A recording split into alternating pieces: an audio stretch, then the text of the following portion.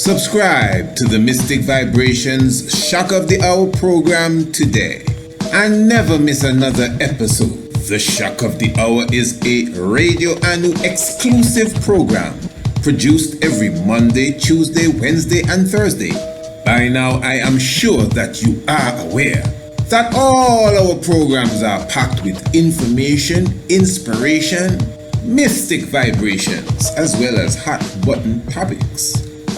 Every evening we enter into a different dimension, even if it is a part 2 of the previous program, whether it's history or mystery, biology or philosophy, domestic affairs or the locks of your hair.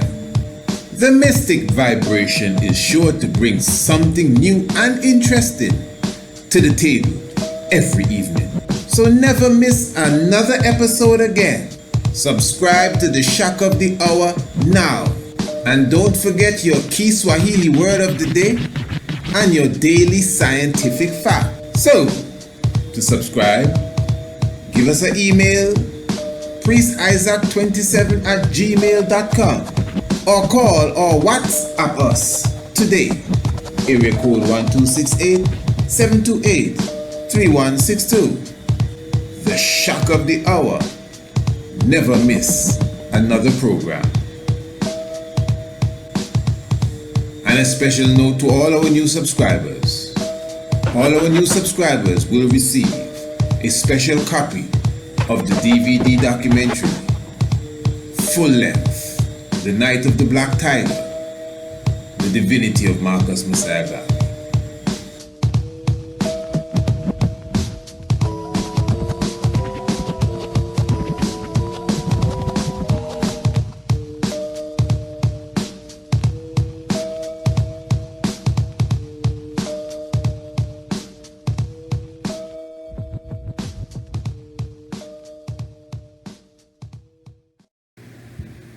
Perfection and all blessings.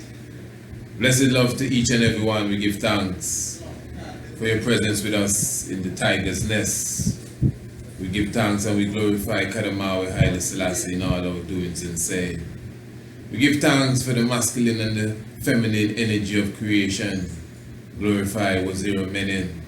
Give thanks for Father and Mother of such, unity and oneness and life force. Glorify even in all good doings and sayings those who have took the time to join us today. As I said, the Shock of the Hour, you are now sitting in the tiger's nest with us, and we do have a wonderful, I would say, I'm not going to say guest because I'm not looking for him to guess anything today. I have a wonderful visitor with us here in the nest, in the tiger's nest. I have Brother Ras Kwam-I, a brethren of mine from such time coming in the faith of Rastafari, as I would mention from time to time in reasoning, especially to our friends abroad. There was a season at a time in the 90s where there was a batch of us that came up in the faith of Rastafari, and that has been stamped in the history of Wadadli and stamped in the history of Antigua, and I am proud to be a part of the batch. I think I find myself a unique part of the batch because I was like, I don't know if to use the word, a straggler of the batch, meaning that, there was this great boom and the youth were just taking up the Rastafari, Ras and Ras Kwam-I and many others. Yes, sir. And myself, but I was a few years behind them, man, I must say still, so I always had a vibes looking up to them, and especially coming in as a young one. So I give thanks for being in the presence with Ras Kwam-I. He has many hats that he wears. I'm not going to give you his whole rundown now, but at the moment he's visiting us as, I would say, a researcher in the field of history in general, an individual who I know is documenting the history of Rastafari in Antigua Wadadli, plus the history of Rastafari in general. And I know at this time, at least for the past several years, himself and Ras Isern, who's not a stranger to the tiger's nest, I know both of them have been doing some studies and research as it relates to such subject areas. Ethiopian history in general, Rastafari as a movement and a culture, and Rastafari historically here in Antigua and of course abroad. So I just like to say blessed love to Ras Kwam-I. My Lord, give thanks again for your presence. Blessed. And you could just bless the community, say a word or two, and then we'll get into a few questions that I would really like to put to the eye. Yes, greetings to the international community. First, man want to just say, give thanks to the priests, for providing the platform that man can put forward whatever, man was engaged in. Most of the research that, man and ISON, have put forward, they're like daunting research, they're troubling. So, just to show ones that is nothing to be afraid of, is just the way, how one interpret what we're bringing, forward to the mass. One just have to be patient and, just open-minded. See? So, yeah. Well, pardon me. Since you said that, I did tell you previously that I was going to actually start with a specific question, but I will bring that somewhere down the line. Since you brought that in, a lot of the subject area may be questionable.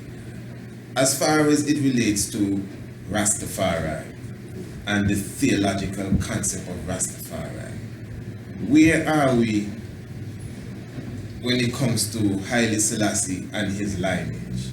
Again, we have to mention Isa, the last program he did with me, he was basically going through a speech of Prince Hermes, speaking of, taking mythology and applying it to history and biology and all these different tangible things, and, it could be something of grave concern. But, so, how are we? I don't want to break it down too much. The point is, we came into Rastafari, the Bible, Haile Selassie, the lineage of Judah, of the lineage of Solomon, King David offspring. That was our rallying point, to say, yeah man, can't you see this is the man? Now we come to a time when I guess information is there and we are querying if Solomon really existed, or we can't find no evidence of him there. Haile Selassie is not really of the lineage. How do we as Rastafari, how does that work into us now? As far as that, the lineage of Solomon and Haile Selassie the first. Because I don't know if you accept that Haile Selassie is of the lineage of Solomon. Well, first of all, I don't really have to accept it as far as, His Majesty makes his claim and made it quite clear that, I am from this family. But to speak to your question concerning the Rastafari aspect of it, is that I think we need to go forward in history and trying to understand at the inception of Rastafari, what was the vibes like? Why did this social transformation occur during the 30s? What precipitated that social transformation? I think this is very important. And just borrowing from Muta Baruka, he described that environment at that time when, one was coming forward and saying Rastafari as a political time. They say we came to Rastafari, responding to three basic questions: where is your king, where is your country, where is your God? And this question was posed, of course, by the Honorable Marcus Garvey.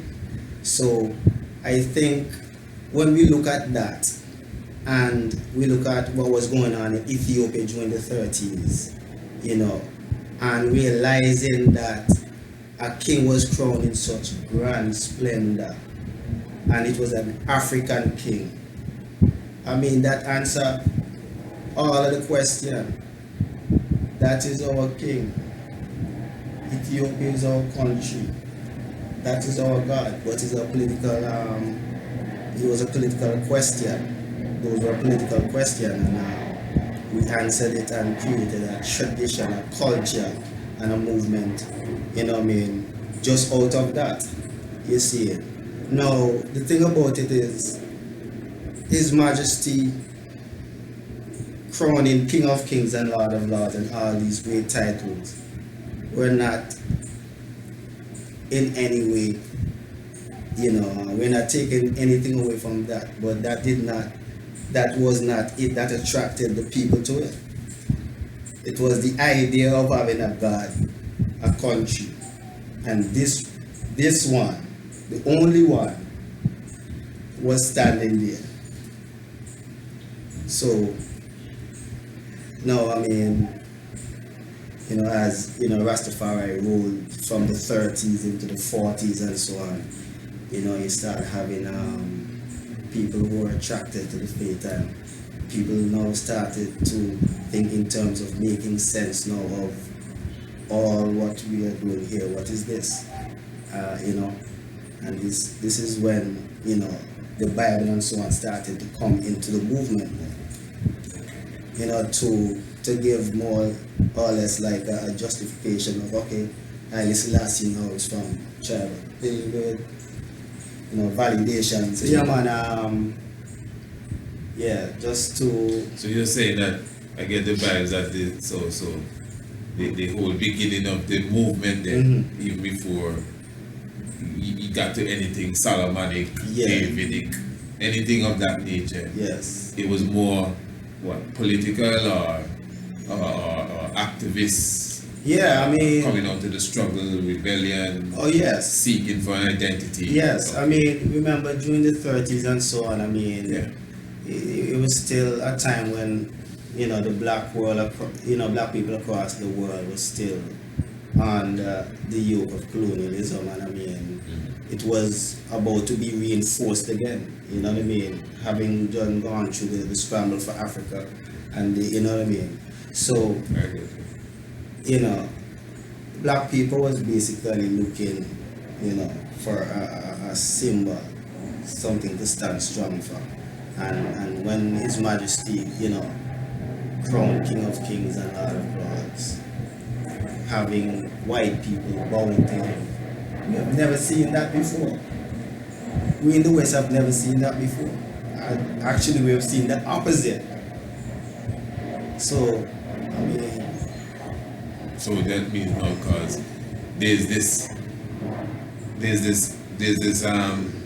argument about the origin then of the locks then from Rastafari. I'm just following what you're saying.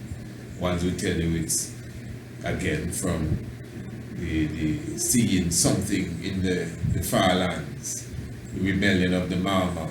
Yeah. And the locks on the head. And definitely. When I look back and I try and I analyze the Rastafari movement, even though this transformation took place within the Caribbean, all of its political identity, the social rhetoric and so on, came from Africa. We're talking about the Mau people, and the Laks is basically the identity, the symbol of the Rastafari identity. You see, not only the Laks, let's talk about the Nyabingi and go over to Uganda, Kaigizi warrior, right? That is our social and our political philosophy, the Nyabingi. Africa again. Let's look at something more interesting now. Let's look at leadership. Let's look at who we turn to. Ethiopia. What the three of them have in common? And it's a mystical thing because Rastafari is from creation for real. The three of them have in common. That's Ethiopia, Uganda, and Kenya. Our ancestors, they tell us that we all come from the mountains of the moon. And it's just ironic that all our social and political philosophies were pulled from those specific areas. Yes. Talk about mistake. Horn of Africa. Talk about mistake. Right. So, because I want to keep on track with where you're. So you're saying that now because again the locks, most of the time you ask a Rastafari about the locks, you might hear number 6. You might hear the Nazarite vow. Exactly. So what is that? That then becomes secondary. Then that means that came Afterwards. Because I mean, if it's out of the mouth of the elders. I mean, they were fascinated with the Mau Mau and the rebellion and the way how they wore their hair. You know what I mean? That was a rhetoric of resistance. It was telling the system, I am not going to conform. I will not conform. I will not give in. And this was that look. And I think it was during the 40s and so on, you know what I mean, after the youth black faith and so on, you know, rose up and so in Jamaica during the 40s, going on to the 50s, that the locks was more inculcated within the movement. Yes, so it wasn't because of, you know, we're recognizing ourselves to be Nazarite at that time, but now after a while, people trying to understand the purpose of what am I here for, who am I, and so on, use the Bible to validate, you know what I mean, who, or find out who they are and justify who they are. So the Bible is not, Rastafari foundation is not the Bible, like how some would say. Some would clearly tell you that Rastafari foundation is the Bible. I mean, outside of Haile Selassie's words as it concerns the Bible, but Rastafari in general, as a movement, its foundation is in the Bible as far as how you portray it. And I mean, you're not the first person I've heard give forward the history like that.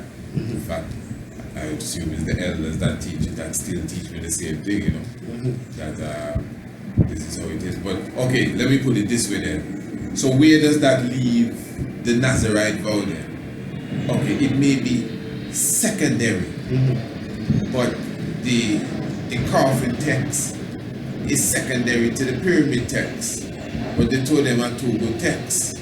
So now, even if you would say that Rastafari, the Nazarite vow as written in the Bible was secondary to the movement outside of the inspiration they got from the motherland. But is the secondary, is it still valid then?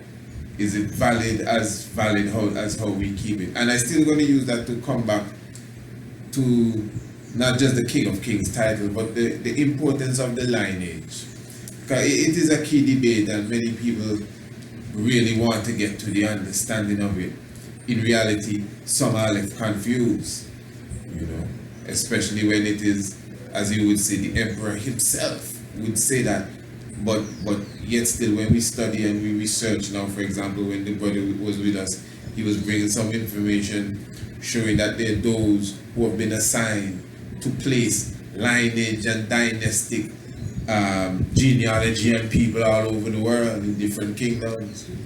And from his perspective, including Ethiopia, you know. But to the Nazarite, so does that validate the Nazarite, or you have to look at the Nazarite funny now, like? No. I mean, you see, no, you don't have to look at the Nazarite funny. You don't have to look at the Nazarite funny now.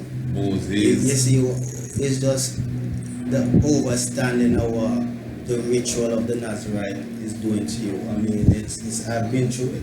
Yeah. I mean, I have claimed that I'm doing this. Nazarite, yes. You know, because I take my Nazarite vow and I'm not eating certain things and I'm not doing certain things. I mean, of course, it's that in and of itself is a good practice. Yeah, that's disciplining yourself. But when you bring in the historicity, when you talk about, you know, that they did have us people that were called Israelites who had within themselves a social structure where you will have people taking the Nazarite vow and, you know, going off. That I would challenge, but I would not challenge the utility of the actual principle that Nazarite vow. Not challenge that. There is Rastafari tend to link Nazarite and Nazareth in the Bible, you know, Jesus Christ of Nazareth and so. you don't usually hear other people of any different persuasion doing that, making that kind of link, you know, but the Rasta usually make that link. And use that to prove that, you know, the Christ, as one of, not just that alone, but that's one of the evidence you say, well, you see, Jesus of Nazareth, so he was a dreadlocks man because he's Nazarite, and you know what I mean, exactly, so. But anyway, what is interesting I found is that there's a city in Ethiopia, I think it's in the Oroma region, I'm not sure, but there's a city in Ethiopia by the name of Adama. I did a program once on it. I didn't put it on the YouTube, but it's a radio program. And this city, Adama, I think it was named from Adam, Ethiopia, don't know how it is, Adama. And Haile Selassie actually renamed the city and changed the name to Nazareth, you know. And you know, I just see it's one of these mystic things that we can't overlook or underlook in the timeline of the emperor amongst us, you know, especially if you want to claim him being divine.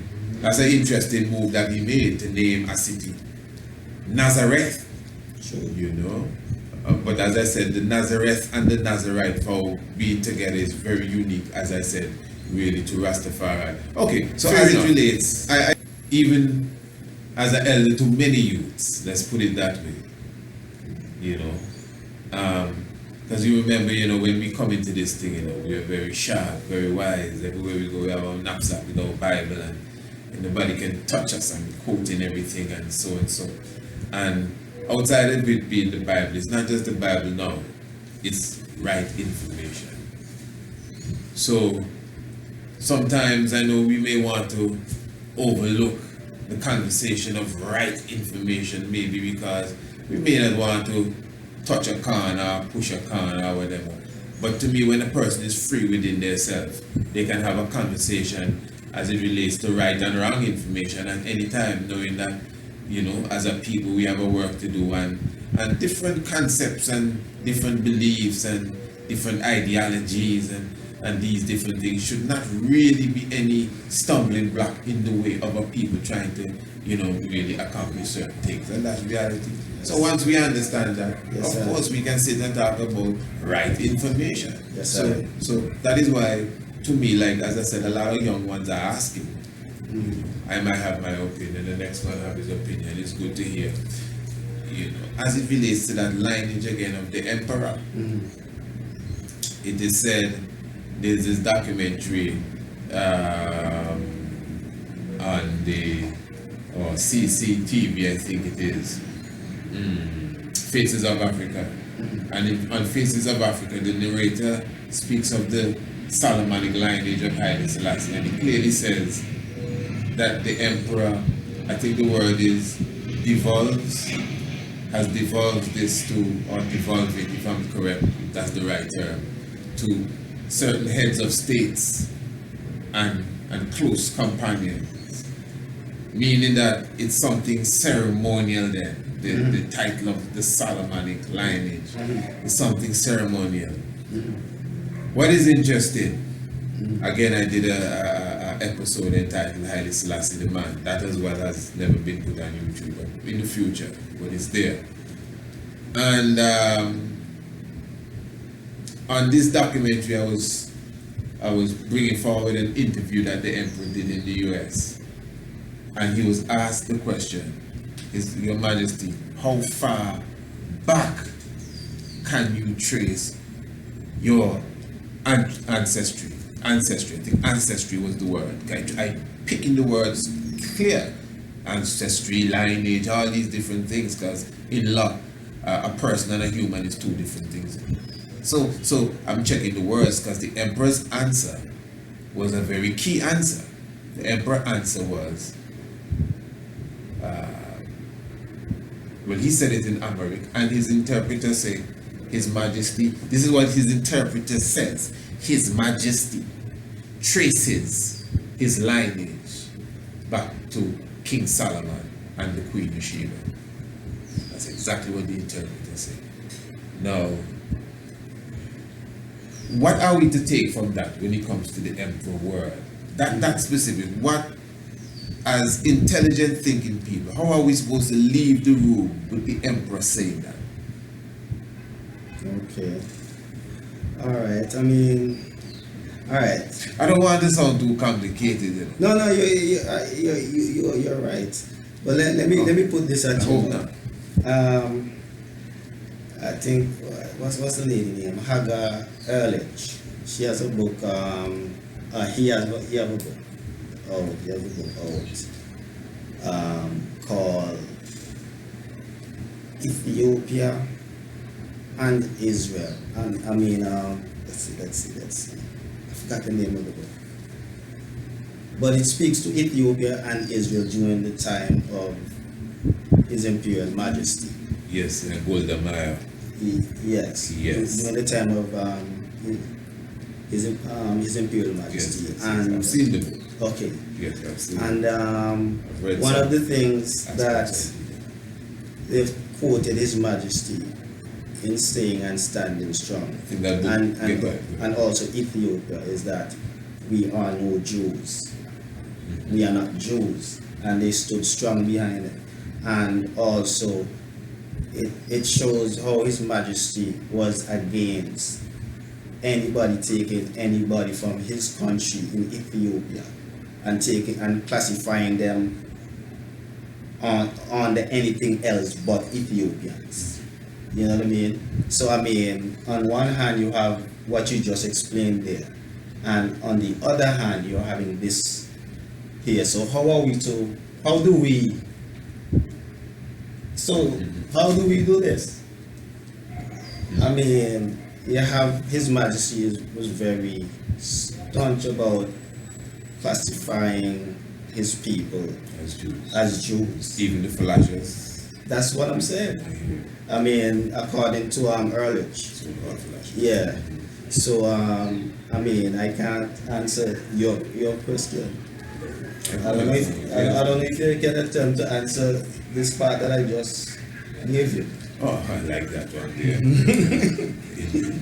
the interviewer has become the interview. I like that one there. That's a good shot in that one. This one down in history.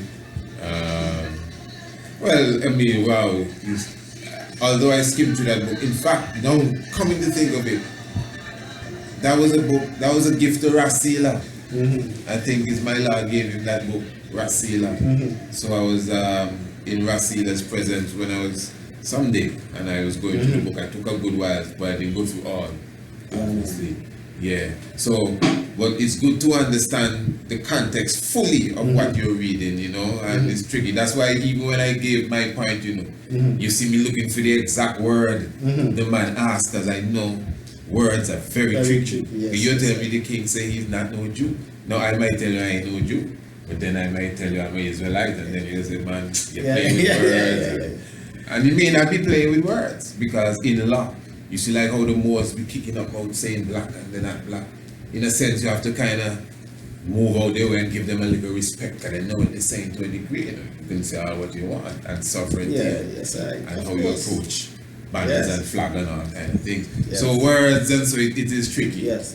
So with the emperor saying he's not a Jew. I mean, according to Ehrlich, within that research that was conducted during that period. So let us just, you know. Yes. Right, I get that. So. It is. I could get that, but so in that sense, if I'm just going to take it from the word sound, I could understand, because to be a Jew as well, you know, it is a political thing. Definitely. You know, it's not to be linking that with biblical. It's not everything. We here at the bottom of the pyramid, and no disrespect to you, but we down here at the bottom of the pyramid, we have a kind of queer comprehension of what's really happening in the world, you know? And those at the top obviously have a better vision than those of us now, not putting us down. I know we are high, me and the eye is on high beings on the earth, you know, but just saying where we dwell, in a sense, amongst those at the bottom of the pyramid. The point that I'm making is that when we hear about Israel, even though they may say Israel the people, the Israeli people. Therein lies the word again, Israeli. We know for sure, even as Ras coming in with us bonfire Israeli and say, boy, it seems Israeli and Israelites. So we already, even in that young stage, had a comprehension that don't be playing around with words. True. The Israelite, to be very honest, to be is a more a word that would fit in more in their culture. Let's put it that way. In different levels of understanding. In Masonry, you'd find the term Israelite being played around with, not just in Christianity, because of the meaning of the term Israelite. I would apply it to myself because of the meaning and dimension. It has a lot of dimension. Israeli is a purely political term, you know. True. And a high master like the emperor would know how to use the terms and know what he's talking about when he say he's not a Jew, you know. And like I said, so-called Falashers, some people scorn that term and say the people name is I think it's Better Selassie, Better Israel, sorry, yeah, Better Israel. Right. So words sound very tricky. But again, even when the emperor named the place Nazareth, you know, I have this mindset that, you know, and even with the research that I am doing, that a lot of history has been miscrewed. I heard that in a conversation earlier, breaking down a lot of words from that book there. Is that same book the information was coming from? You could tell me a little more about that. Where the words were being broken down, connecting a lot of biblical characters with some Akan words, you know. And I don't know if you could give a little more on that for those who may not know. Well, it's interesting. Nana Banshee's book, I have not really delved into it as deeply as Ison did, you know what I mean? But what in essence he was trying to say is that the tribes that, you know, the people who reside, who built what we know as ancient Egypt, you know what I mean? You know what I mean? Come from the various parts in Africa and so on and so forth. And, you know what I mean? It was like the best of everything that, you know, went there and so on and so forth. But as far as the words and so on that is concerned, I was reading, I think it was the Introduction to Black Civilization, when I think the author was making a correlation between the Egyptian words that was found within the vocabulary of the English people. So that I'm not sure that's that's what you caught in the conversation. Yeah, no, he was spitting some words, which you know, shows a connection with the names. I think he was using Paul. I think I got him on Paul and and Peter, and showing their Akan connection with the names. But what I was saying now, so the fact that you can find so many different aspects, because we can talk about Nazarite, we could talk about Passover, we could, I'm sure you would have heard that I did an interview with Priest Zebulon, and he talked about the history of the Homowa, the tradition in West Africa where they beat the red clay over the door in the same way that is done in the Passover in the Bible, where they beat the lamb over the door and all of these different things. You know, so you see all the same tradition in Africa. So no matter how you look. So I'm saying now, when it comes to the ancestry, what has happened to the ancestry? Okay, you say that we're not Jews, but yet still we have the lineage of Solomon. I know you say that it's a tricky thing. Okay, good, fair enough.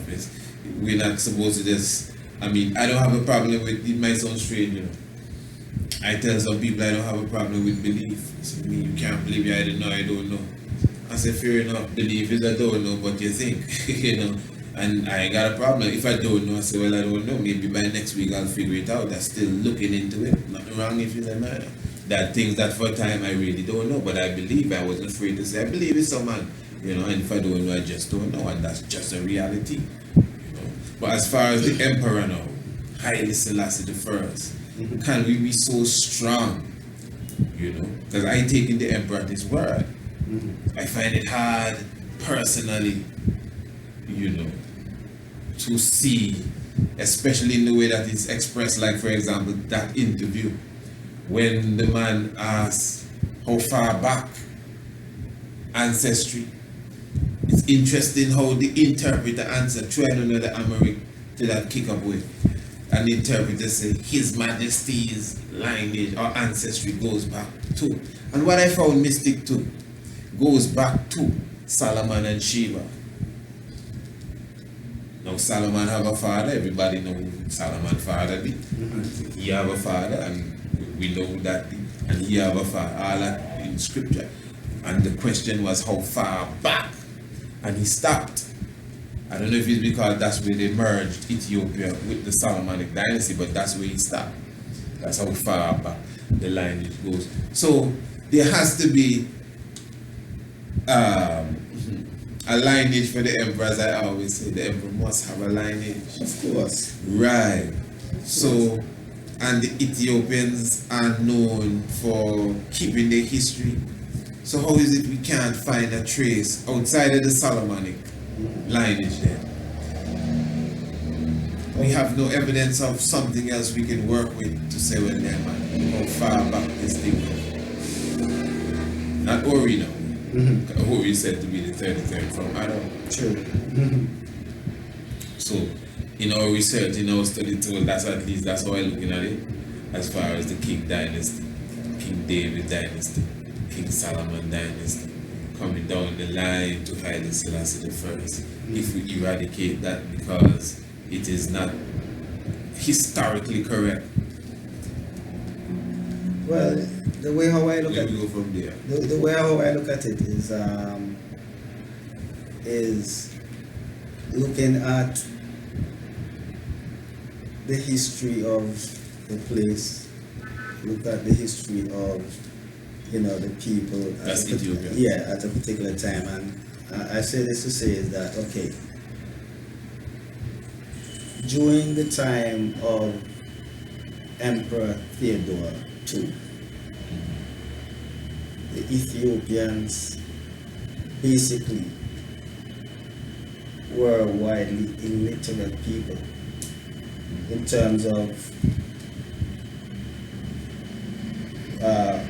reading and writing on the general level and learning how to build government and structures of government and so on. The common people are. I mean, look at the work His Majesty had to do in terms of. So we're looking at that. In the reality of the thing is that they didn't have all of these, tools of civilization at their disposal. So, I mean, reading and writing and so on was common for maybe hundreds of years. I mean, so the question that you pose. I mean, I don't know if you see where I'm going with this. Yeah, but if you say reading, you mean like in their language. There wasn't no schools. Yeah, I think when the emperor came forward, the history we get is that a lot of things had to be shaken up, and the first this and the first that, and hospital and certain type of schooling. Even Menelik II. I don't mean just modernity from the modern perspective, but I guess as you're trying to point out things that should even still be there in the ancient world. It's supposed to be a continuation of certain things. So now you find that, okay, let's take for instance. But to be fair, kingdoms do wane and rise, even if and have the little slump, even if it's for 200 years. Because if your kingdom is 3,000 years, even if it's 1,000 years, a little 200 years slump and a revival. Europe had its renaissance after its dark ages and so on. But not to cut your point. No. You're going good here. You're going good. Because I was just about to ask you. Yeah. What do you think was the driving factor behind Ethiopia re-emergence as a as a civilized nation. What do you think was the driven? What was behind that in terms of becoming a part of the civilized world? I would say it was the knowledge that they have garnered from the Europeans, and the Europeans had to go over there to teach them how to utilize their resources that they have.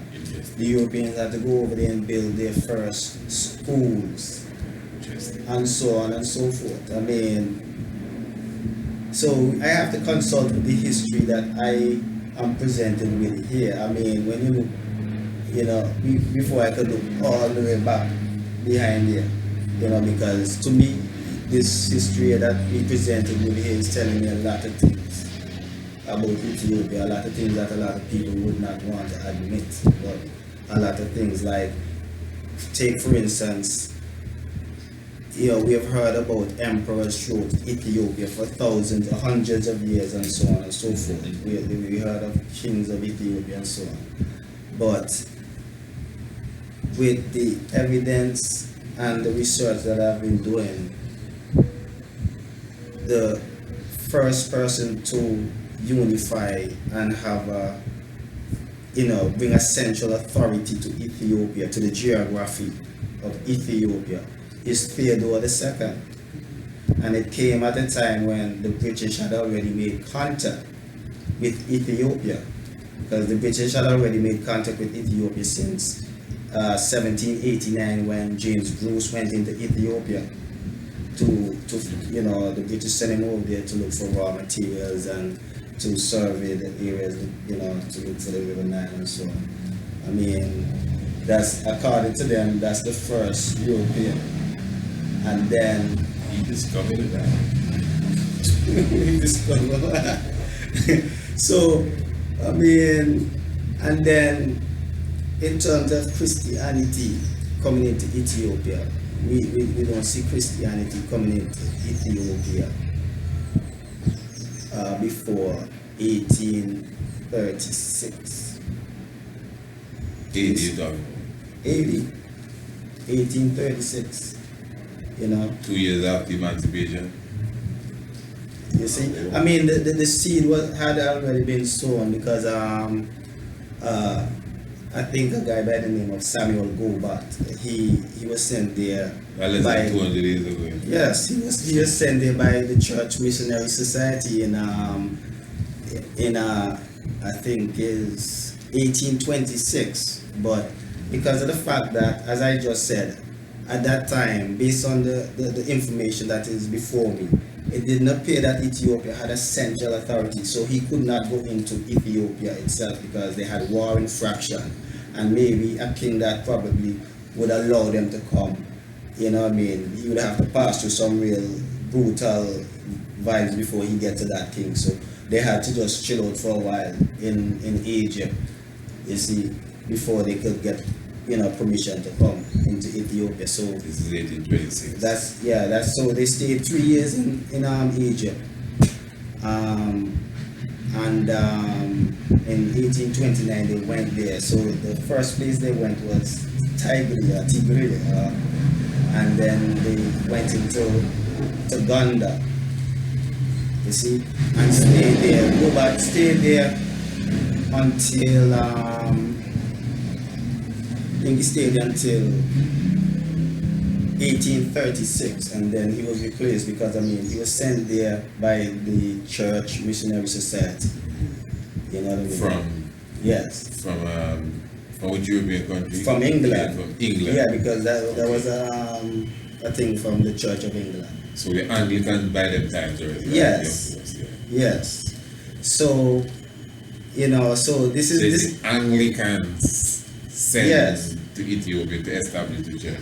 Yeah, wait, hold on. Okay, I got to really hold on. I mean, I'm telling you, that's the first time, that we're seeing Christianity entering Ethiopia. 1826. 1829. We start off there because that's when they stayed in Egypt, and then according to David Kessler's book, The Falashas, they went into Ethiopia, in 1829, And I think Samuel Goldbach, he stayed there for up until 1836. He was replaced by I think it's William Logwood Craft and Dr. Eisenberg. And these were the guys who now went over there, stayed there, they learned the language, they studied the culture, they made maps of the place also. You know what I mean? They studied it in depth. And then Eisenberg, I think he left in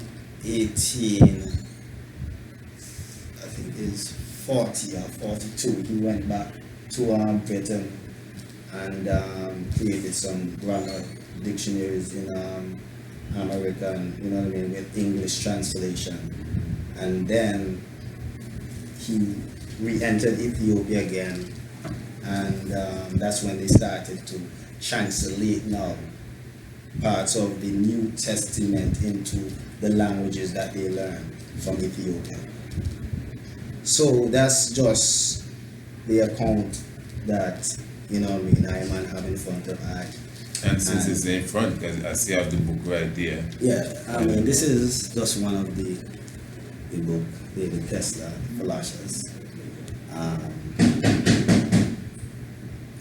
So, yeah, man. So, I hear some sounds around us. We're live and direct. Yes, pardon me, King. So if you hear any bam, bam, bam, bam, bam, we're live and direct. Yes, my brother, good. You were saying something there? You were saying something? Don't worry, we're live and direct. I'm just going I'm just looking for something here.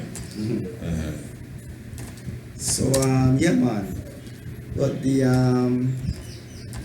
amazing thing is that, David Kessler gave an account to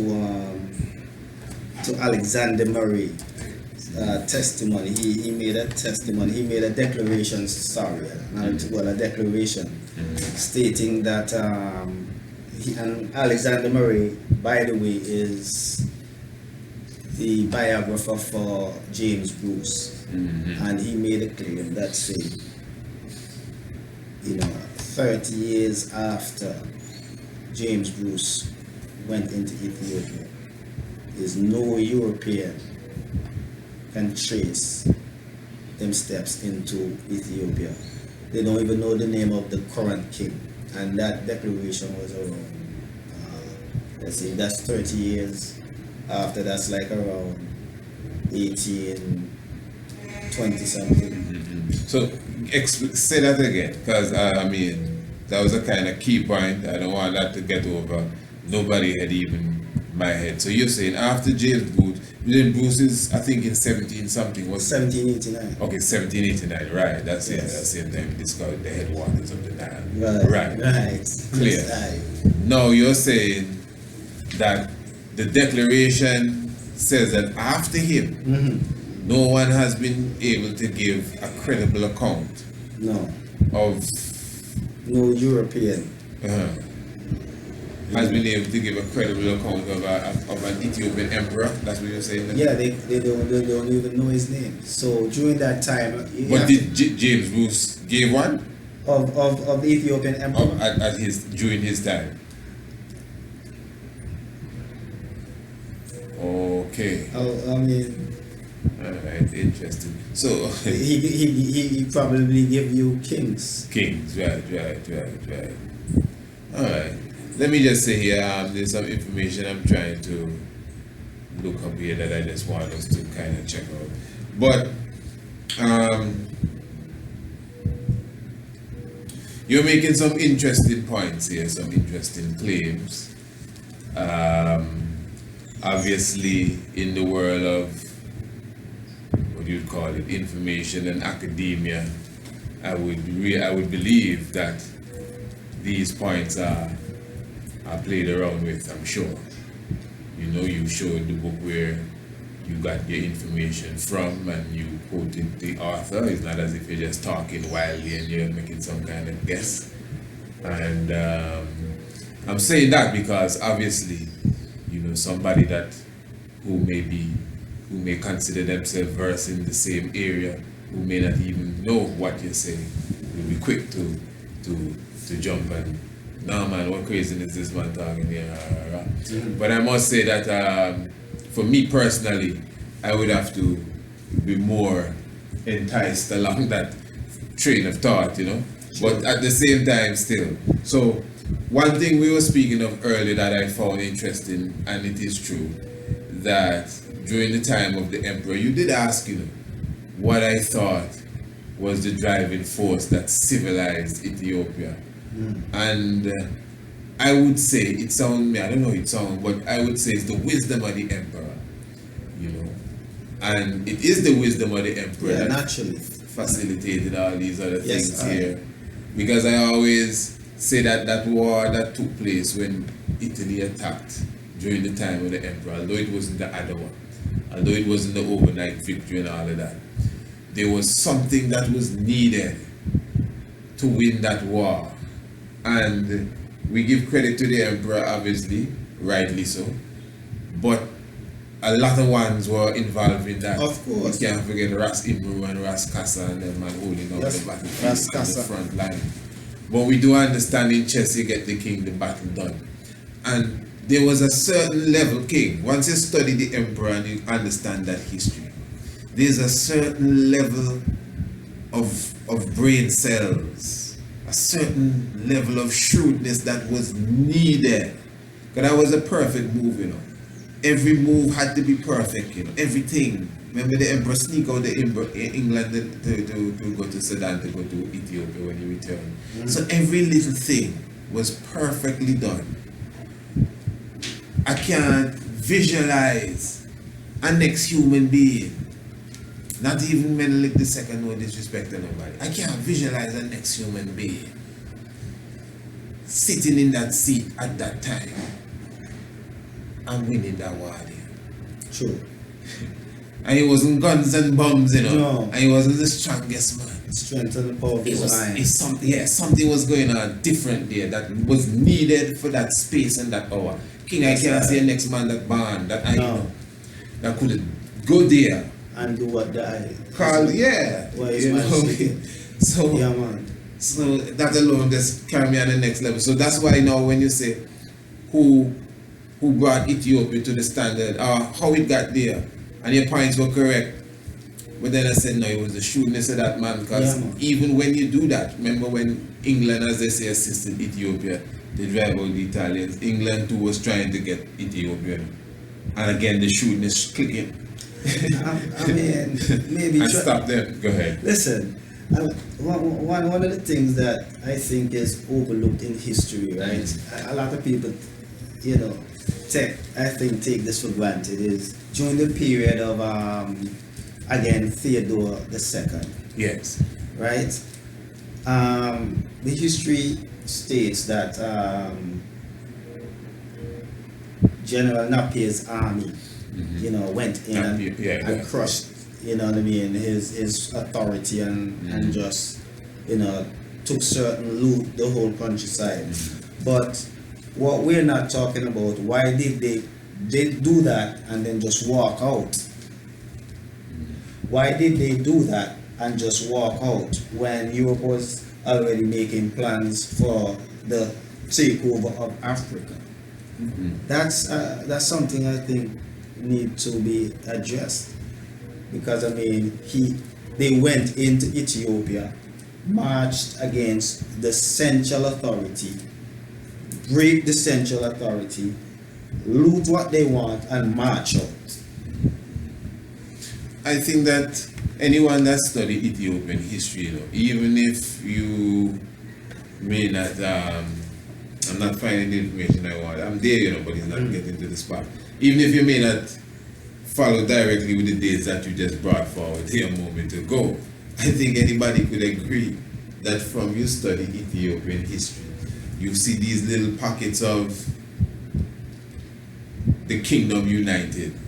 So, the same Battle of Adwa, a good set of the people came together under Menelik. So that obviously show you that there was a disunity. It's well known. I mean, even under the time of the emperor, Even when Italy came in, the emperor had to literally go to certain pockets and certain tribes, clans, and speak to them and ask for their alliance. It's just fact. It's Ethiopian history.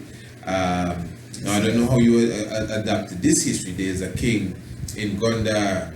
I think it's King Philadelphus. I think it was during his time that the Jesuits, according to the history, the Jesuits came in. Now this is before this time here. The Jesuits came in and trying to bring their form of Christianity to Ethiopia. And history said that even Islam, Caleb. yeah, united with him. I mean, we hear such stories and so on. But So you don't align with that one. I That's history. mean, what I'm looking at, right? He was referred to as emperor too. I Okay. know the whole what is Alvarez? I think is that document came from this guy Alvarez. It's a paper that I think he's the researcher that brought forward this whole thing and That information. and about Prester John and so on. Oh, yeah, right. And Yes, about yes, with the link to Prester John and the so on. mythical king. Yeah, the Right, mythical, of Prester John, yeah. Mhm. But Some I people, mean, go ahead, you go ahead. I'm saying that okay, it was Portuguese and it was France. You know what I mean? In terms of the exploration and so on, they were the ones But according to the they credit history. the Portuguese of building those castles in the same Gondar. Yeah, Go but ahead. I mean, Could be true. one true way. Oh, go I ahead. mean, what I'm looking at is now. look at this now. Now, when James Bruce and them go in there, is not then a go there by any maps that somebody already had before. I'll find myself up there. You know what I mean? I follow the River Nile. Yeah. I can search it. You know what I mean? I follow it through. I find myself up there. So what me say? James Bruce bring back substantial information in terms of knowledge of the terrains, knowledge of the of specific history and cultures. I think he stayed a while enough to start learning the language a little. You know what I mean? So he was the one that, in terms of European exploration in Ethiopia, have those kind of solid evidence according to what I've seen so far. I haven't seen that when I traced that whole Prester John thing. I haven't seen any maps of Ethiopia. And another thing is that in Kessler book, he talk about two French Catholic people who went over there during the 1840s who were present over there with Kraft and Eisenberg. They spoke about two Catholic people. So, to me, that's when the Catholic Church got entrance into Ethiopia, based off of the work of James Bruce and so on. I mean, I'm not discarding this, but it just don't make sense to me. I'm not really discarding it in that way, but hey. But a lot of this history is the Ethiopians be keeping up this history too, Yeah, I mean, I know I was onto something early on, because what I'm saying is now, when it's the Europeans who are teaching you your history, when it's the Europeans who brought that next level of civilization to you, when you have lost it in the wilderness for so long, and they came over there and they start teaching your people. I mean, it's obvious even in the when you look at Theodon, what he was asking, requesting, of the Europeans and them to do, give me people that can help me build my country, that can help me do this and do that. So they were the ones who were building schools and teaching them and creating curriculums for them.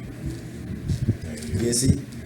I mean, it's also in Ulrich's book that even the University of of Addis Ababa. It's the Jews, it's Jewish people who His Majesty employed to create the curriculum and so on and everything that is being taught in the universities. So all I can see is what they know is what they have been taught, and their first teachers after they have taught themselves in modern history are the Europeans. That's why I was asking about He's connected. find what I'm looking for, but I'm not getting the volume. I don't know. But that's why I asked about the Gondar castles, you know, because sounds like to say Castle is one. the Gondar castles was built by the Portuguese. I think I get. Okay, let's listen to this here a bit here. But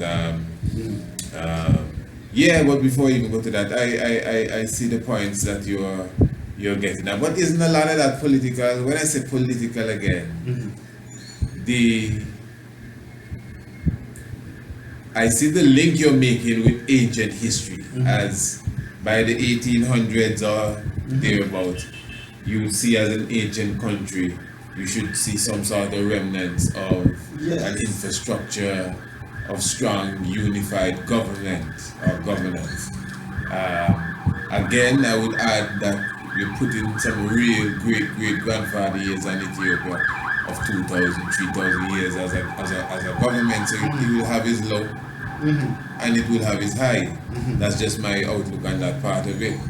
But now in a situation like this is a documentary you may have watched, I'm sure. I just want you to listen to this part. They're highlighting you're talking about the books. Liturgical objects are kept. It's quite soft here, you know, that's why I wanted it to run on the speaker one day. A house of treasures. That It's playing a bit choppy here, but this is in a monastery. monastery is quite exceptional. Playing real choppy, but this is a monastery in It's Ethiopia. illuminated manuscripts which may well have been written by Saint Karima himself. The Lalibela in Ethiopia, which is considered one of the more ancient monastery. Okay, to me it's sticking a lot. And they're just highlighting them books that are dated to about 400 or so AD. Books Yeah. or manuscripts. Manuscript, well, Scrolls. no, books, they're in book form, they're going to show you right here. In book form? Yeah, the man going to take them out. From 1500 years old. I don't know why it's running like that. But anyway, 1500 years old. These manuscripts have never left the monastery. They are stunningly well preserved, probably because of being kept in the dry and the dark. So those manuscripts, the audience may not be seeing that, but they may know what I'm talking about. Those manuscripts, that book you see take out, is 1500 years old. Permitted to handle two holy books. And these The patriarch of Ethiopia has strictly Gospels. forbidden their being displayed. biblical This gospels. is the first. Okay. Gospels about to. The four gospels plus the gospel of Mary. The four gospel. Yeah, plus the gospel of How Mary. much? 100 years old? 1500 years No, old. man. But I mean, you know you go like you don't know what the Ethiopians them believe. No, I mean I do know what they believe exactly, and this is just to show you that. Okay, this just to show you that. But before it's there, so you see the big books them here. Yeah, Them But- here. 1500 years old, the four gospels plus the gospel of Mary. Go ahead. I mean, I'm not gonna challenge what the Ethiopians are saying. What I am going to say is that what history has revealed to me in terms of the human history is that during the Renaissance period, when Europe was just beginning to move forward and so on, you had a man by the name of Desiderius Erasmus, who was commissioned by the Pope to write something on Christianity, on the object of Christianity. And Desiderius Erasmus took 15 years, and he came up with what is called the Nova Instrumentum Omni. 15, 16 years. He started in 1500 and completed his first thing in 1516, and then he did the next thing again, and got that out, I think, in 1519, which became the Nova Testamentum. So Walter Williams' book, The Historical Origin of Christianity, give us some deep insight into this. So the question that I would ask now, what was the content of the Nova Instrumentum? Now, we are people who do study, we do research, right? And we have an assignment to go and write a paper on a particular subject. Naturally, we consult all of the documents that we have on that particular subject available to us. And then, after having done that and having put together the work, we present it to whoever. You see that body of work there?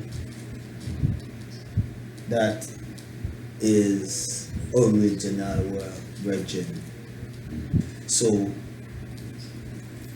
within the Nova Instrumentum, for the first time in history, we got a Matthew, a Mark, a Luke, Galatians, Ephesians. I think it's 9 manuscripts. I forgot the rest. It can come to memory now, but so that prescription. What I'm saying is that prescription was introduced for the first time in history by Desiderius Erasmus. That's all I'm saying. Now the Ethiopians have, a story to tell. They're telling their story. I am not going to challenge them. A lot of people is challenging our King Court story in Antigua, saying that it's a myth. It never happened. You've heard that? Yeah, I think it's not too much, but yeah. I mean, so I'm just saying, I'm just going with what is in front of me, Okay. and what makes sense after I've surveyed history, after I've surveyed reality. And the Ethiopian version sketchy then. I mean, Because you did say that about when the Jesuits supposedly came in and the emperor in Gondar several hundred years ago. Are you saying that that's sketchy because it don't align with Christianity coming to Ethiopia in 1836?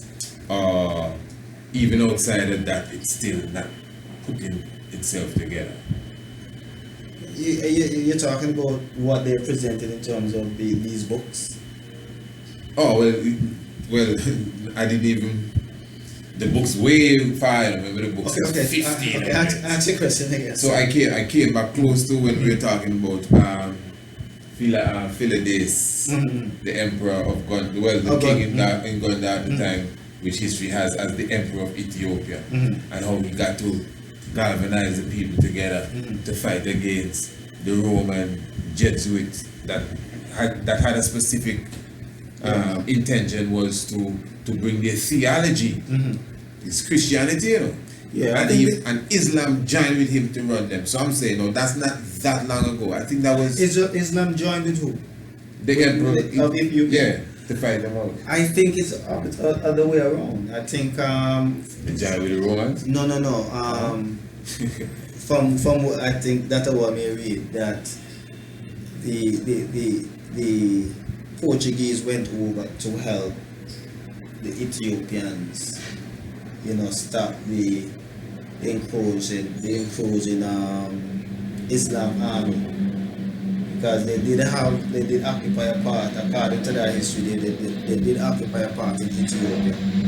The Muslims and them, they did occupy a part in Ethiopia. according to that history. And then the Portuguese, I think, were the ones who went over there and assisted them militarily and so on. Oh, I wouldn't know that though, man. No, I wouldn't. Because they seem to be this alliance again back to them Castleman swearing the Portuguese built up with Ethiopia. But you can't see really now with that one at all. But I wouldn't know what you just said. Because the fact that Islam may have aligned with them then shows that the point that was being dropped here is that them people ain't friends. That was the point. So the fact for you to say that in the past the man had a little beef as they put it, no, I wouldn't doubt that. In fact, that's how the game really goes, you know. But to the books though, so okay, so you're saying no, somebody playing with us I there. think ticklish there, man. So, but Ethiopia, I mean, it is not just these books, you know. Ethiopia has, okay, the same James Bruce, that's 1798. So when he left Ethiopia, he went back with the Book of Enoch and the Kebra Nagast. So now this, you know, that is not even Ethiopian history, that's history, you know. And the Kebra Nagast. The Book of Enoch. Remember, there's not too much to be said about the Book of Enoch. So it is well known that the Book of Enoch, when I say too much to be said, is a well in-depth manuscript, you know, and everything. Blah, blah, blah. But I'm saying you only find it in the Ethiopian Bible. And Mr. Bruce, when he left Ethiopia, he left with the copy he stole, as some of our historians would say, a copy of the Book of Enoch, written in America, is America or Gaines? I think it's written in Gaines, pardon me, and the big book there, The Glory of the Kings, the Kebra Nagast. Okay. So how would he have these kind of books now? Okay, as far as the Kebra Nagast go, and I like how you said it, Kebra Nagast. yeah, as far as that go, the history that I'm looking at, saying because I look at the other history before too, you know what I mean. But the history that I'm looking at now is telling me that the Kebra Nagast only started to come about around the time of Theodore and The second? Theodore the second and John, who took over after Theodore. It was John the fifth or something. Who took Johannes over. the fourth. Johannes the fourth, sorry, who took over after Theodore.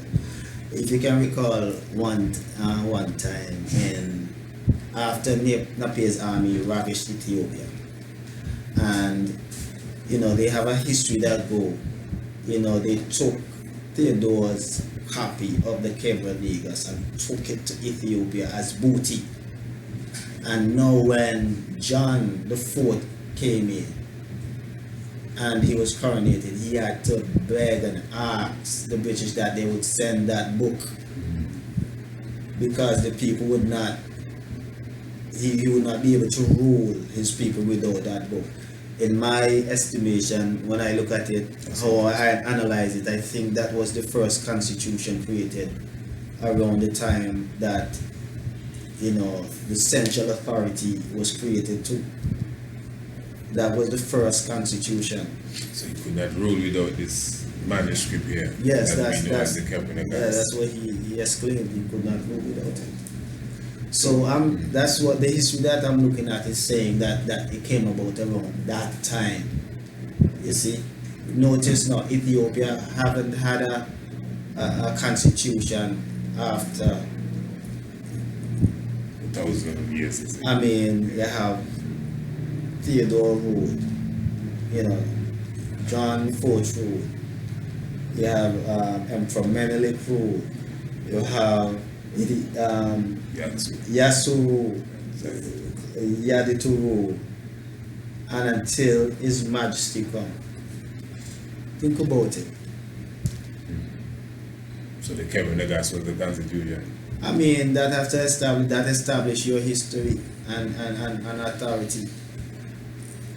It is reality that in this dispensation, in this worldview, the highest seat and office that is respected is the David Solomonic, is the highest. You see. You could see it as a constitution for sure. Some people see the Bible, even as Rastafari would say the Bible is our constitution. So I see what you're saying as but the Kebra Nagast is seen as an ancient. It's such an ancient manuscript that it can be seen as a constitution. But you're saying it's not going as far back. So where did Theodore get that?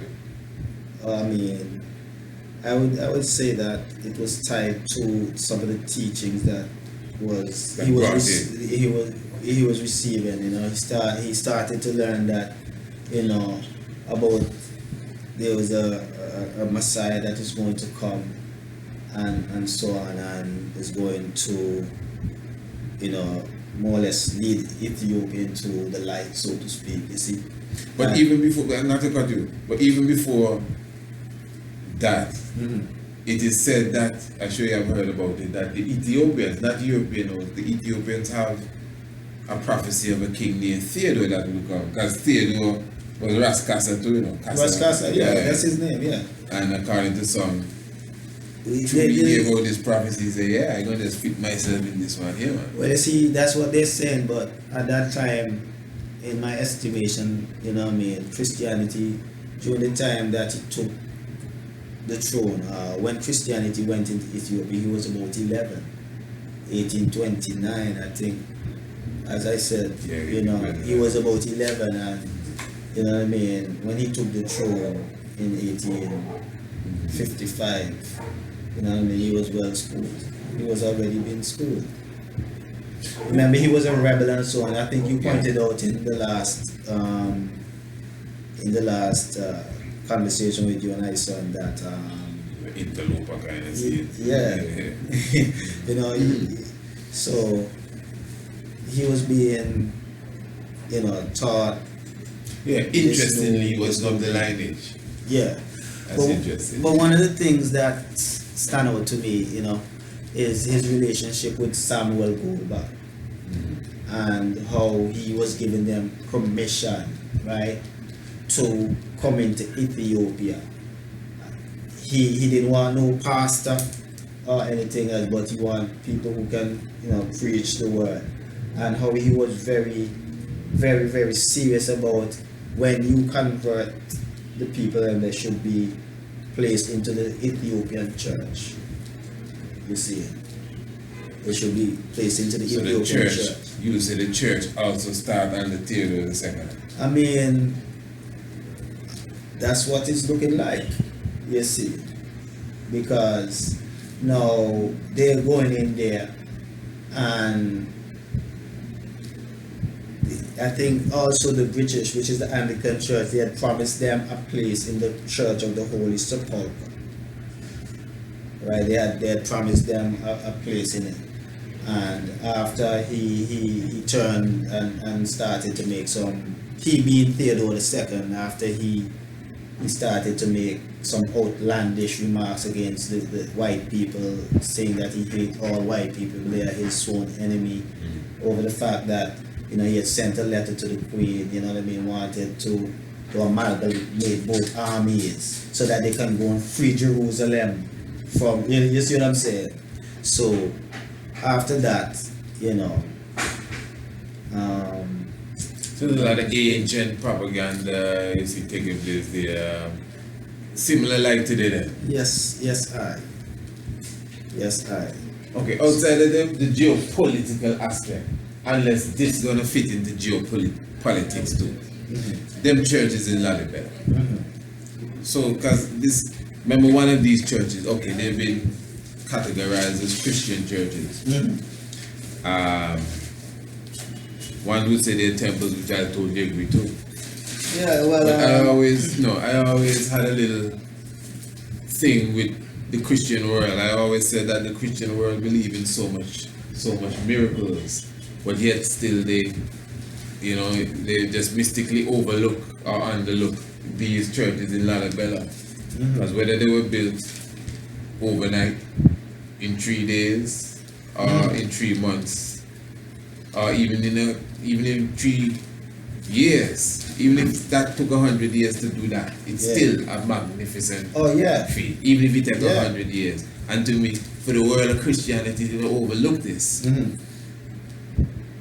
you know, it's like they have it, Lalibela like the quote unquote black sheep of their miracles. Now one would say, well, boss, in reality, that wasn't built for no Christianity, no Christ, you know. Okay. But I must say the most outstanding of those churches was built in the formation of Christianity, most iconic symbol. So where do we lie with Lalibela? The place. And the king too. How the king is their king, the emperor Lalibela, how all that good to know. With Lalibela, I mean, I think looking at the is the Zagwe dynasty. Yeah. Right. Looking at the Zagwe dynasty, what King for Moses and Aaron. what we find out is that the structures and so on that were built there weren't built, you know, being Christians themselves. You know what I mean? They build them to commemorate like their great heroes and their patriarchs and so on, in commemoration of those great people who, you know what I mean, have done really good works. So as far as the cross and so, I mean, you know, as a researcher, I think, you know, it is safe to say that you've seen that same sign, and it bears a different symbology. You know, it bears a different, you know, reasoning altogether within a cultural context. You see, you know, in ancient time, I mean, one of the assigned meaning to it, it shows the cardinal point: east, west, north, south, and that's just one of it. So, I mean, when you look at the cultural tradition that the Zagwe people had, you see, you know, the philosophy was the God of heaven, the one God, and it was similar to the people of Axum, the one God. They have no inscriptions, no Christian inscriptions found in Axum. They have nothing found in Axum. Or you call the cross Christian inscription? I mean, because they have coins. King is honor with the. Well, I've heard that history about the coin first with the disc, and then later with the yeah, and later now with the cross. You see it. But you're flowing, and I come in quite quick. But you're flowing with this history so smooth, and because I'm trying to follow everything. I don't know if you had any bumpy rides. So you're saying the Lalibela churches were built for, and you're saying the Zagwe dynasty, because remember this fits in to the Ethiopian narrative. We got 1100, 1200 here in the right space and time. So the Zagwe was a dynasty realistically too. It was a people. I mean, okay, of fair. course, At that time. of course. Okay, just one. It was a tribe in Ethiopia. It was a, okay, right. And Lalibela would have been a king that really. Yes. Maybe not an emperor from your perspective. It could be an emperor of that particular area. Right. But do you realize that area plus the area where Axum is plus the rest of the area that is now what we call Ethiopia? A different kingdom. Yeah, man. But now it's during this time when, you know, Theodore II rose up that we start to see the pulling together. We started to see that kind of, you know, frail but, you know, kind of familiar kind of vibes when it comes to nationhood and or empire being born, and so you start to see that, like, equal all of the different little races and so on. You know what I mean? Yeah, King of Kings. Definitely. I get that. Yes, my lord. Real positive words sound and our timing is at hand. And yeah, I must say interesting reasoning, interesting discussion there. I must say a lot of things came out that I'm sure a lot of people never really even sat and considered. And this is what I was saying at the beginning, you know, there's I don't want to call it a new age thinking, you know, but there are different things that are coming now on the front line, and can't just overlook them and take them up. Even if you say something and somebody agrees with you, you're not looking for people to just agree with you. You want to make them understand really exactly. Because you, all what you say, you know, there are people there that say, yeah man, that man right, you know.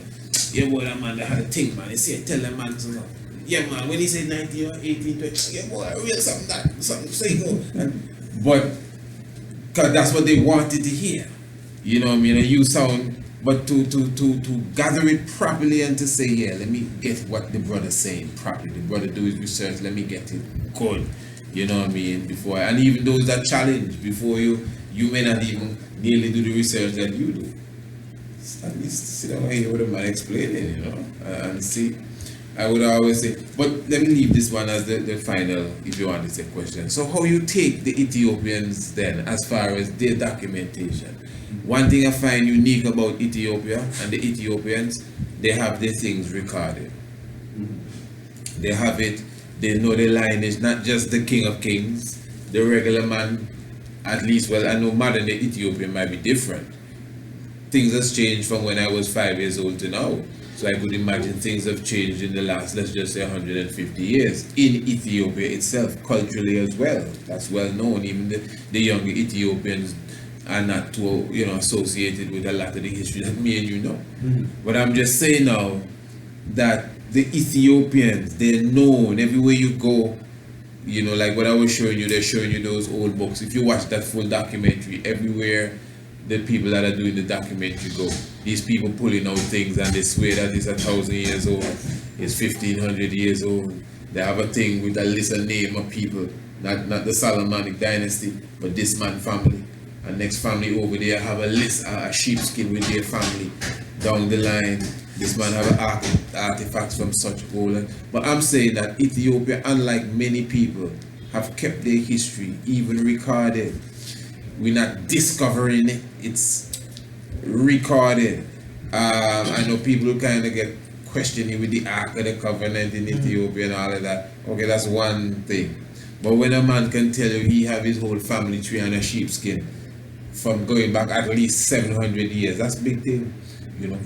I mean, what I'm saying, the reason why I'm saying this now is that the Ethiopians, some of them may seem primitive and simple, but they swear to their heart that they're keeping a record that they got from their parents, that their parents say they got from their parents, that according to what they understand they got from their parents, and it goes back and goes back. What makes me want to believe that they have it wrong, and the next person now have it right, saying, boy, them Ethiopians, they really had a thing right there. Okay, it's fair enough. Yeah, very fair. And it's a especially very fair on their part, assessment. Yeah. But what I would ask, the question I would ask, because I don't love to trouble people's culture. Yeah. You know what I mean? Yeah, no I matter what understand you're that. saying, I don't love to trouble people. But the question I would ask on that is that,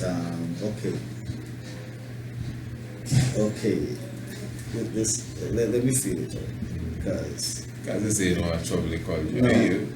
No. They have, okay, how long and what time, at what time did the Ge'ez language phased out of Ethiopia, and what time did the Amharic language emerge?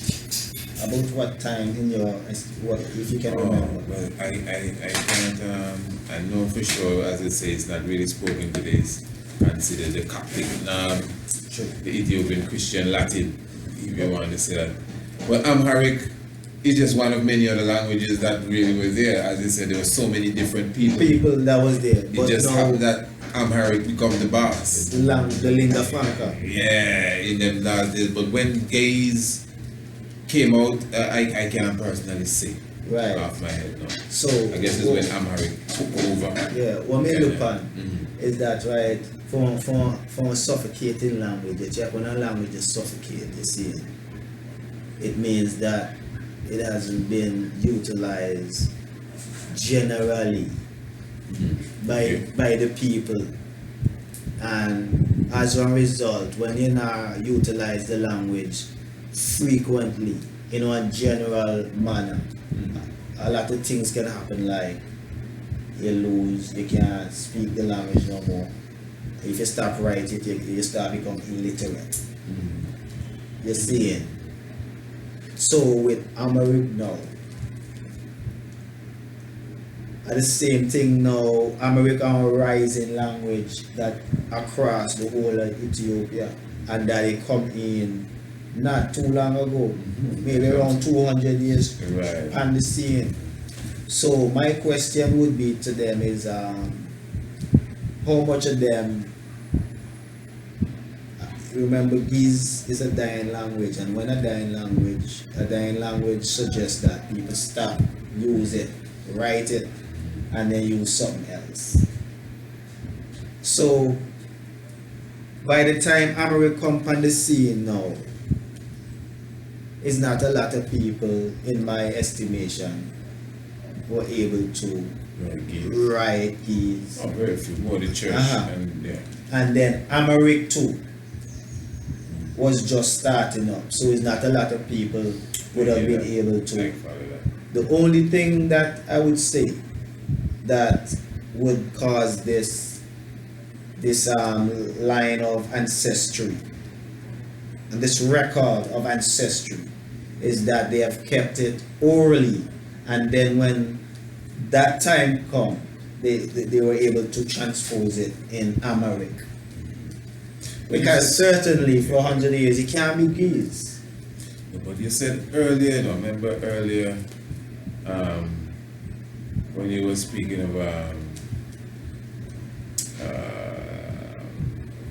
okay, with the name factors. Let's stick with the name factors. The different tongues. You were talking about literacy, yes, and writing. And I was asking, I don't know if I got the question out. I think I wanted it out or trying to get it. I was asking, when you said they were not literate and they couldn't read or write, do you mean in their language and their tongue? I don't think I got that out. Oh. I'm saying that to come back again. From my understanding, Ethiopia has so many different Languages, I understand. and different ways of expression. So I'd assume it was in their original. yeah, that they kept whatever records Right. or Okay. and that I see other where- I see other where- places I that see- do that, you know.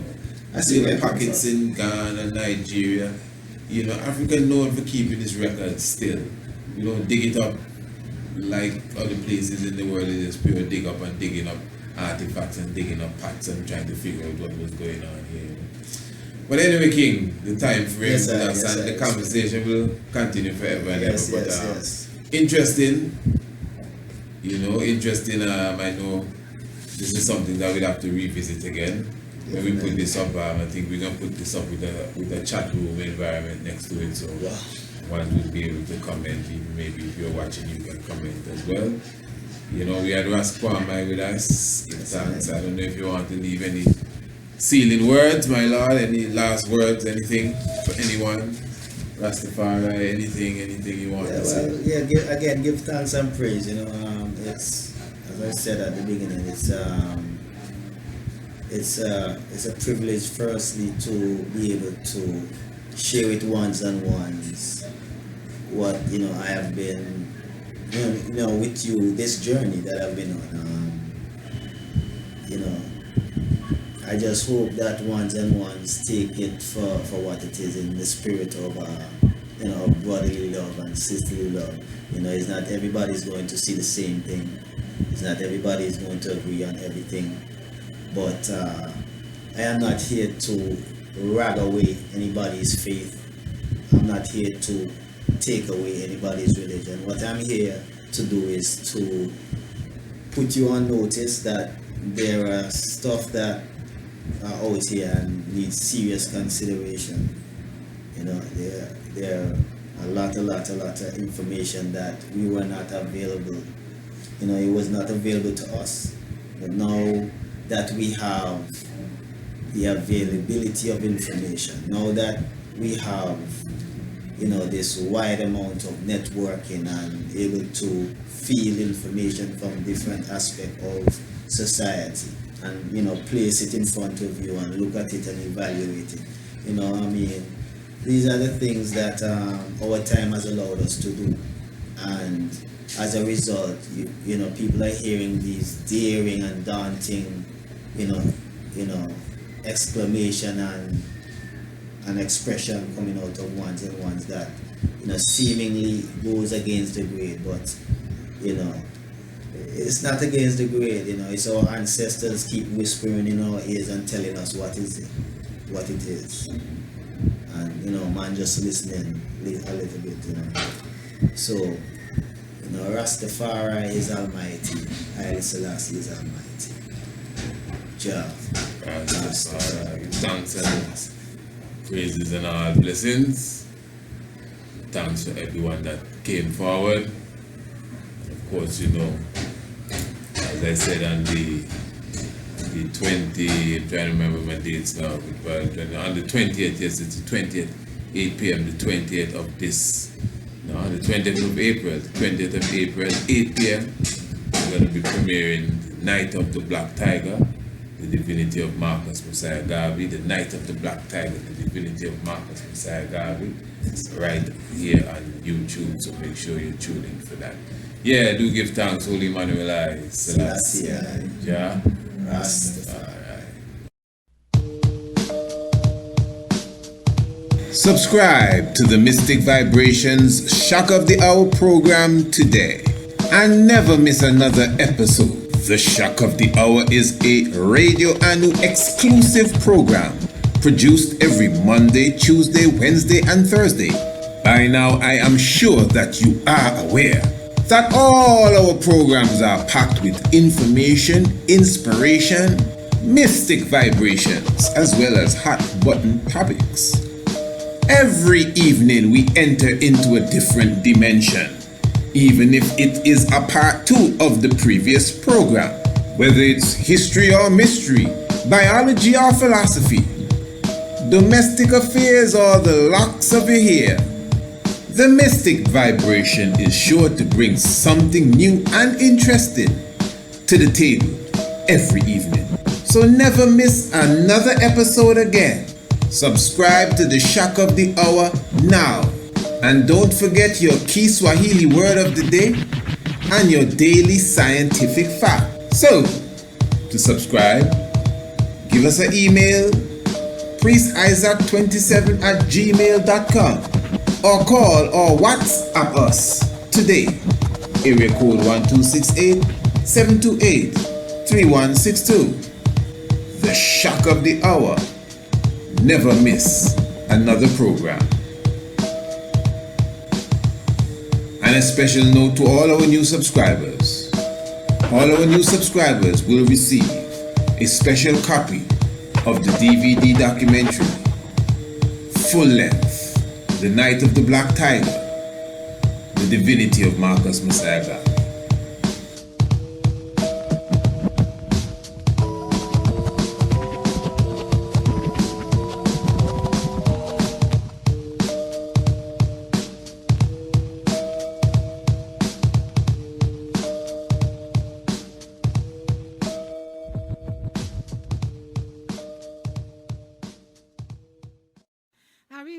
Alafia to each and every one. Salamta and blessed love. Honorable Priest Isaac here. It is with great joy that I am happy to announce to you that I have officially released my first ebook, Anu Ancient and Modern Revisited. This is the continuation process of our easy-to-read books. Within the pages of Anu Ancient and Modern Revisited, we take the time to show you the spiritual connection with the island of Antigua and Heliopolis in Kemet in Egypt, with the island of Antigua and the legendary continent of Atlantis.